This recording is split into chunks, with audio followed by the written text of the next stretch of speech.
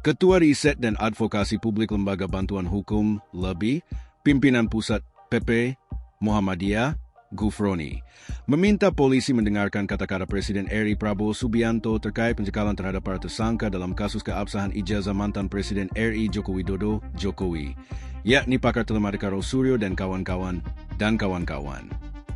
Diketahui, ada 8 orang yang telah ditetapkan sebagai tersangka oleh Polda Metro Jaya pada Jumat, 7 November 2025, lalu terkait laporan yang dilayangkan Jokowi buntut tudingan ijazah palsu. Kedelapan tersangka dibagi menjadi 2 klaster dengan sangkaan pasal yang berbeda, yakni sekitar 2 pekan setelah ditetapkan sebagai tersangka, ke-8 orang tersebut selama 20 hari dari tanggal 8 November sampai dengan 27 November 2025.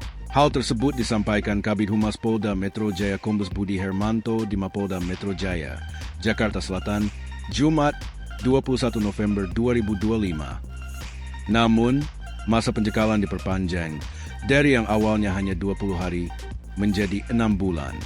Jadi pencekalan oleh penyidik itu dikirimkan untuk ke-8 yang berstatus tersangka. Itu berlaku selama 20 hari dari tanggal 8 November sampai 27 November 2025. Tetapi akan diperpanjang untuk pencekalan selama 6 bulan ke depan, tutur Budi. Prematur, penyidik kepolisian harus dengarkan kata Prabowo. Gufroni menilai, pencekalan terhadap Rosuryo dan kawan-kawan adalah hal yang terlalu dini atau prematur sebab para kliennya selama ini selalu kooperatif. Menurutnya, para tersangka dalam laporan Jokowi ini diperlakukan seperti penjahat kelas kakap. Hal ini disampaikan Gufroni dalam podcast siniar yang tayang di kanal YouTube Abraham Samad Speak Up, Sabtu 3 Januari 2026. Terkait dengan pencekalan itu, menurut kami tindakan tersebut terlalu prematur. Terlalu dini, mengingat selama ini klien kami, Rosuryo dan kawan-kawan, selalu kooperatif dan selalu memenuhi undangan atau panggilan dari penyidik, ujar Gufroni. Jadi sebetulnya tidak ada alasan untuk melakukan pencekalan terhadap Rosuryo. Beliau juga tetap melakukan aktivitas seperti biasa, termasuk memenuhi undangan dari beberapa stasiun televisi. Saya kira tidak mungkin juga beliau melarikan diri ke luar negeri. Jadi pencekalan ini sangat prematur jika harus dilakukan.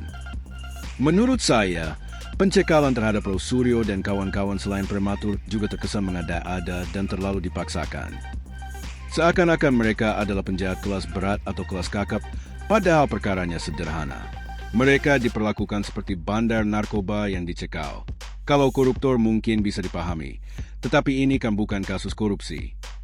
Gufroni yang juga menjadi anggota tim kuasa hukum Rosuryo CS menyebut, pencekalan terhadap para kliennya bisa menjadi presiden buruk bagi masyarakat yang ingin menyampaikan kebenaran.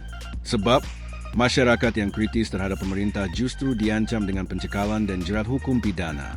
Hal itulah yang mengimplikasikan adanya kriminalisasi terhadap warga. Rosuryo justru dalam rangka mengungkap kebenaran dan fakta soal keaslian ijazah milik Pak Jokowi. Itu pun sudah dilakukan melalui riset dan ada hasilnya. Lalu kenapa harus dilakukan pencekalan?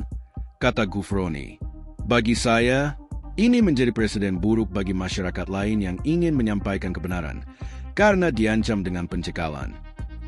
Dengan adanya pencekalan terhadap Rosuryo dan kawan-kawan, hal ini bisa membuat orang takut untuk bersikap kritis. Fenomena seperti ini sudah terjadi saat ini. Beberapa kasus menunjukkan orang yang menyampaikan pendapat atau tanggapan di media sosial justru dikriminalisasi, dibuat-buat seolah-olah telah terjadi tindak pidana. Selanjutnya, dengan adanya pencekalan dan potensi kriminalisasi terhadap Rosuryo CS, Gufroni menilai, seharusnya polisi mendengarkan arahan Presiden RI Prabowo Subianto, pihak tertinggi yang membawahi langsung institusi tersebut, yakni arahan agar polisi tidak mencari-cari perkara dengan menjerat warga ke jalur pidana lewat upaya kriminalisasi. Semestinya polisi juga mendengar arahan Presiden, yaitu jangan mencari-cari kesalahan atau pasal, terutama terhadap orang-orang yang lemah, ucap Gufroni.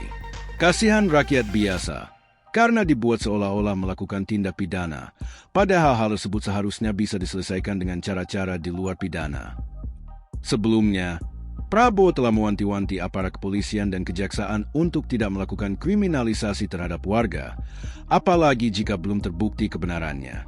Saya ingatkan terus kejaksaan, kepolisian, jangan kriminalisasi sesuatu yang tidak ada untuk motivasi apapun, kata Prabowo dalam acara penyerahan uang korupsi sipil 13,2 triliun rupiah oleh Kejaksaan Agung RI, Kejagung, ke Kementerian Keuangan RI, Kemenkeu, di Jakarta, Senin, 20 Oktober 2025. Dalam kesempatan yang sama, Ketua Umum Partai Gerindra itu juga menegaskan kembali bahwa aparat penegak hukum harus punya hati nurani.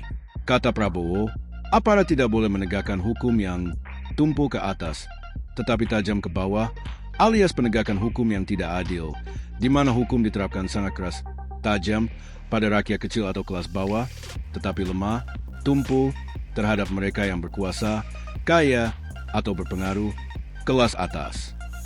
Penegak hukum harus punya hati. Jangan istilahnya tumpu ke atas, tajam ke bawah. Itu zalim, itu angkara murka, jahat, tutur Prabowo. Download Tribun X sekarang. Menghadirkan lokal menjadi Indonesia.